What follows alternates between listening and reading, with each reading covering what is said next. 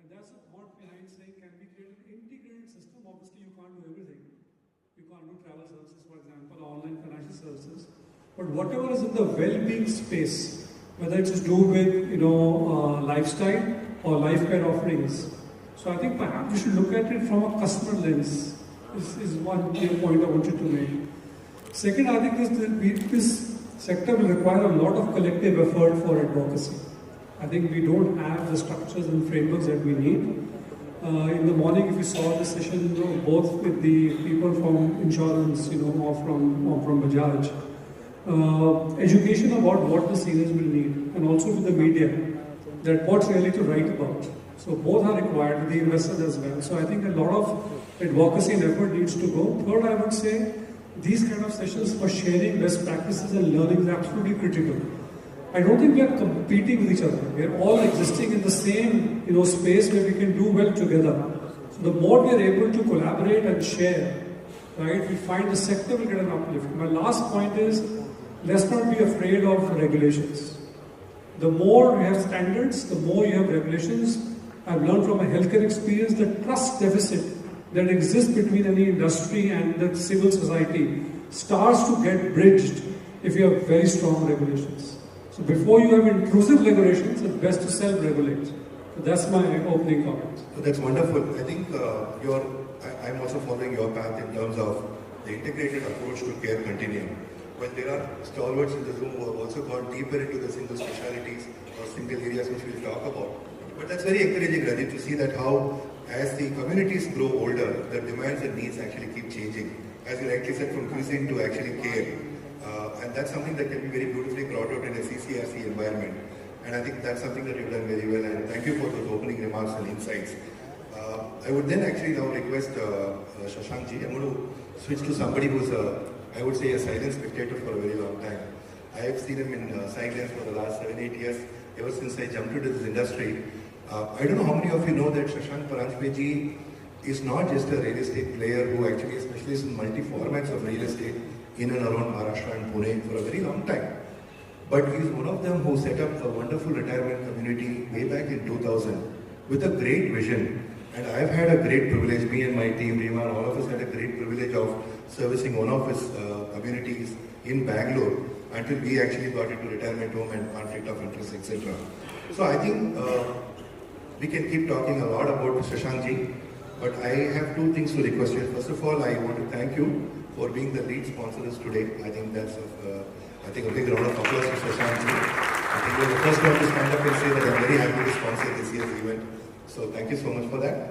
I would request you to take some time and share your journey in brief. And it's quite a long journey. I'm sure minutes or hours is not enough for that. But for the audience over here, to get inspired about somebody who actually thought of this in 2000s, early 2000 and late 1999s. And I have a second leading question too, which I'll ask you after you address the audience.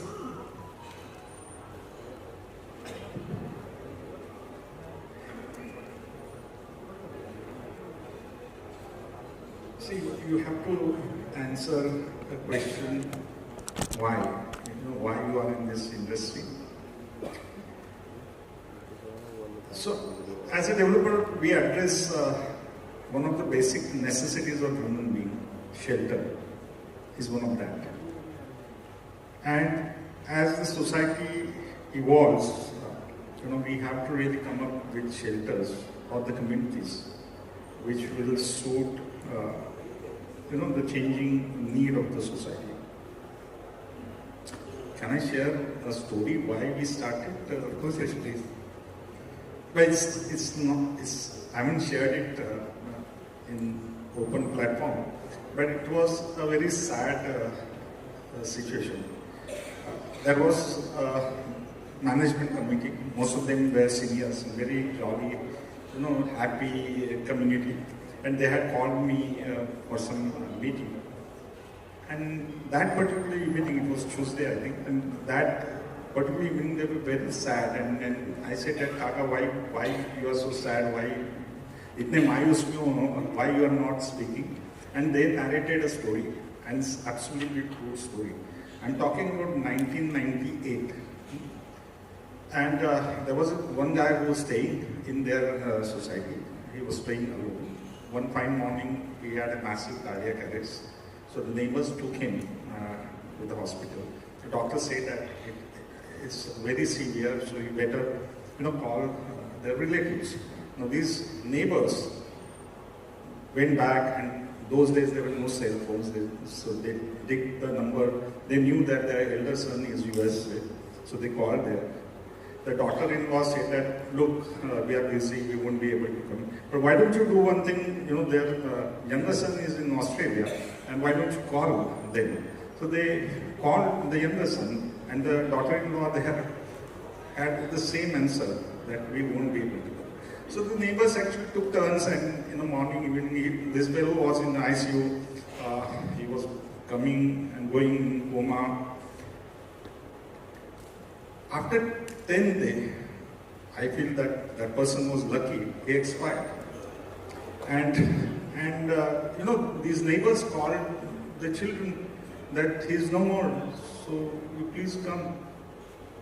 And the children said that Shashank, look at this situation. Every fifth house has this situation, and you need to do something. And really from that day, I couldn't think anything else than starting this Sattashri. And in the next 3 months, I really visited different parts. I visited Australia, US, and UK, and came up with a concept which will be suitable for Indian psyche. So this is the story, and then Karwa Bad Gaya. So that's how we grew. But thank you so much. I think that's a very inspirational story. I think this is one sector where you actually don't start the business by looking at what the EBITDA is going to generate, I think. Of course, investors will talk to you about it. We'll come to that as we go along. But that's truly inspirational. But I think you have built some of the best spaces. I've been beneficiary of some of the spaces. Some of my relatives have also been. So that's a wonderful thing. But before I just move on from you, sir, one more question of your latest initiative. And this is something that's very interesting for all of us to note. When we see you talk about integrated living, intergenerational living, etc.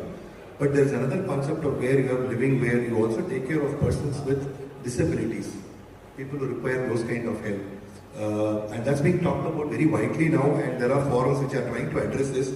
I want you all to know that there is an initiative of Paranjpe which I've heard that you have started called Swaniketan. Would you want to just briefly talk about that, and what's the economics behind it or anything like that? Well, everything need not be looked from the economics point of view, but of course everything should be economically viable. The group of parents of autistic children were behind me for last 8 years to develop something for them, a complete ecosystem for differently able children and their parents. The situation in India for these differently able children, particularly autistic children and their parents, is really grave. They die every day. The parents die every day with the thought that what happens to my child when we are no more. And they pray only one thing to the God, that my child should go before me.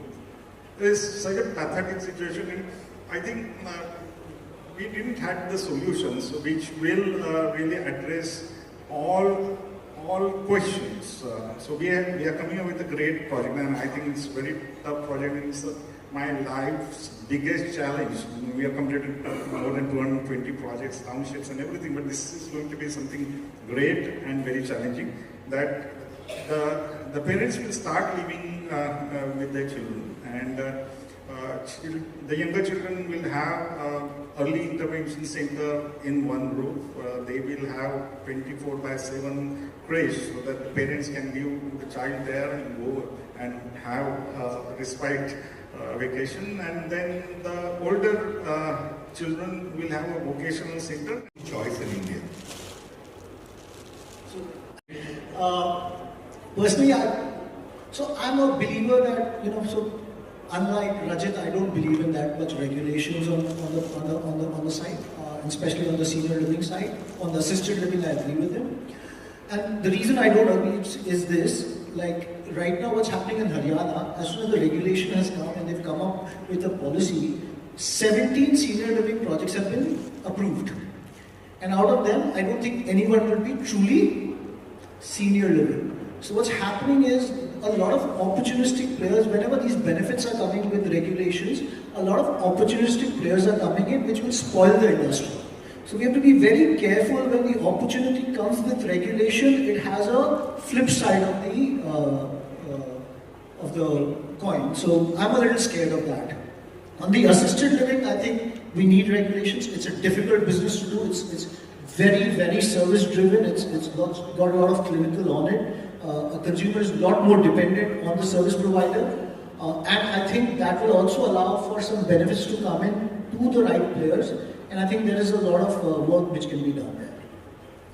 And on the pace of, I think Rajat also said, there's demand. We need to figure out how to get that demand. And that's a big challenge. Thank you, Ankur. When you talk about this regulation, and I do understand the latest case of the 16, 17 approvals given and the fear that we had in terms of how these benefits can be misused. But if you look at, I've also been writing about this for some time, and we as an organization, I don't know how many of you know that, we have made continuous representation through Independently as much. So the benefit we're talking about is about 8-9% on the cost of 12, 50, 20, 25,000 bucks.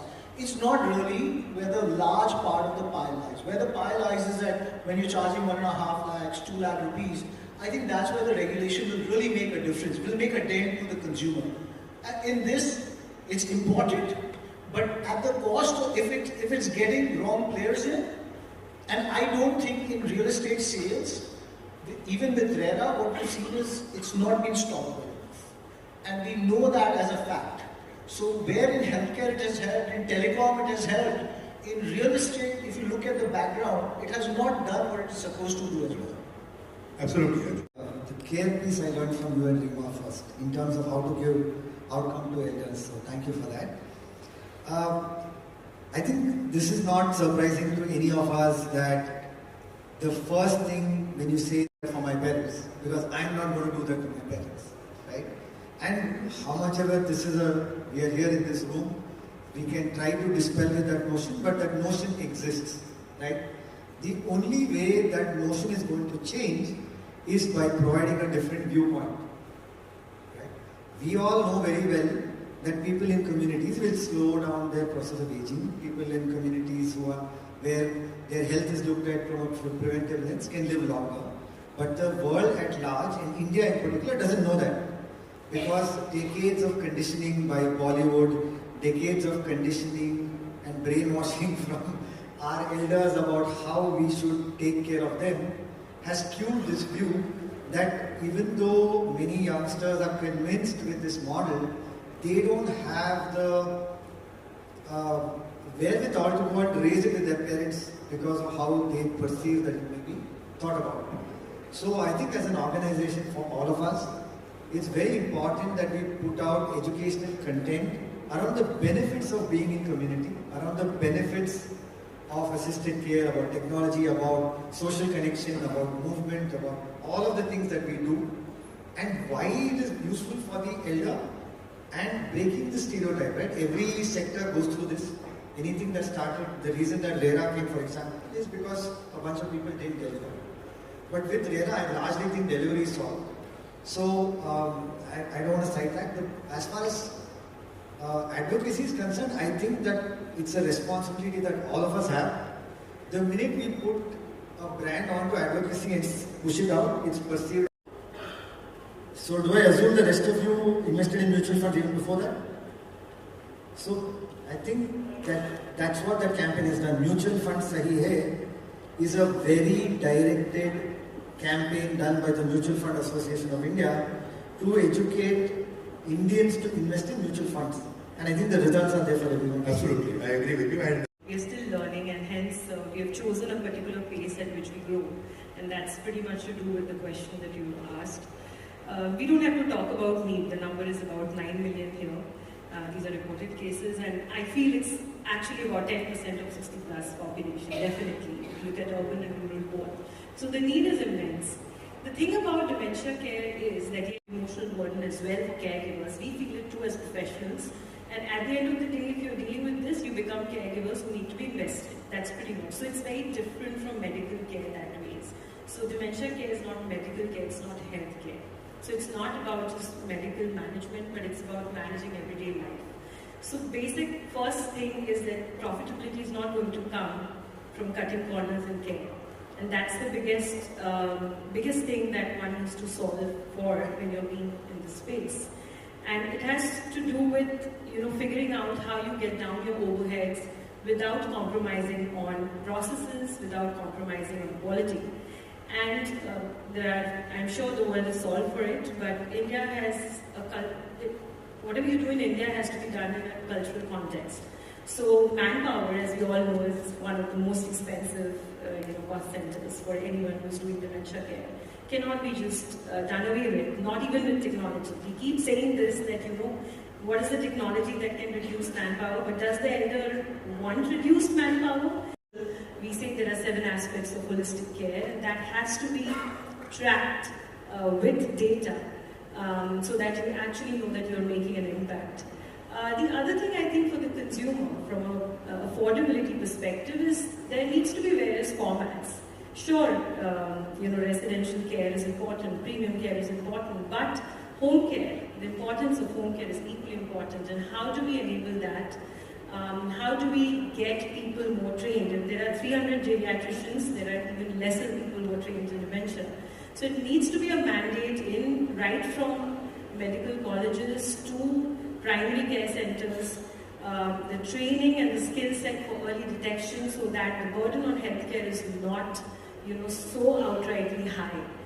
Will come if you detect, and technology can solve for that. And we are very, happy that biomarkers have come into the system, so we'll have a blood test soon.